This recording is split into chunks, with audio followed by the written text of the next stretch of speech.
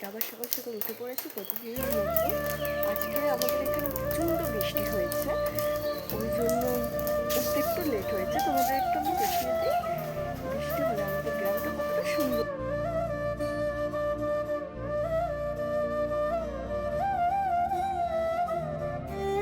আজকে আমি ঘর ঝাড়বো, কারণ সামনেই তো পয়লা বৈশাখ। পয়লা বৈশাখ ঘর না ঝাড়লে একদম অগোছালো হয়ে যায়, ভালো লাগে না।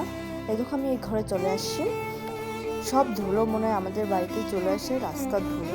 এই যে এই ঘরটাই ঠাকুর ঘর আছে, খাওয়ার ঘর, খাট, এখানে কেউ থাকে না, রান্নাঘর সব কিছু আছে। তো আমি ঘরটা ঝেড়ে নিচ্ছি এখন। ঝাড়ানোর পরে এখন আমি গুছিয়ে নিয়েছি। গুছিয়ে নেওয়ার পরে এই দেখো ঘরটা মুছেও নিয়েছি, তোমরা দেখতেই পাচ্ছ নিচেটা কতটা ভিজা। এখানে রান্নাঘরটাও গুছিয়ে নিয়েছি। আর আমরা এখানে বসে খাওয়া দাওয়া করি। আর এই যে আমাদের পুজো ঠাকুর ঘর, এই যে আমাদের খাট। এখন আমরা পুজো দেবো।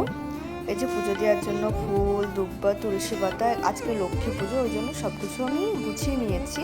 ওইদিকে থালা বাসন মেজে নিয়েছি, এদিকে ঘটে সিঁদুর দিয়ে মূর্তি এঁকে নিচ্ছি। মূর্তি আঁকানোর পরে ওইদিকে বেলপাতা, আম পাতা, ডাব, এগুলো আমি সিঁদুর দিয়ে দেবো। এগুলো আমাদের এখানে কিনতে আমি একেবারে পিতলেরটা বাজার থেকে কিনে এনেছি, কারণ এখানে পাওয়া অনেক মুশকিল। গ্রাম এলাকা থাকলেও থাকে না, পাওয়া যায় না। সিজন না থাকলে আম পাতা এগুলো কোনো কিছুই পাওয়া যায় না। এই যে আমি এখন ধূপকাঠি ধরিয়ে নিলাম। এখন আমি শাক বাজিয়ে ধনিয়ে দিয়ে পুজোটা দিয়ে দেবো। ভালো লাগলে লাইক, কমেন্ট, শেয়ার করো।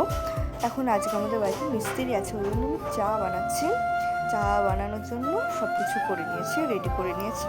ভালো, প্লিজ তোমরা আমার সাপোর্ট করো।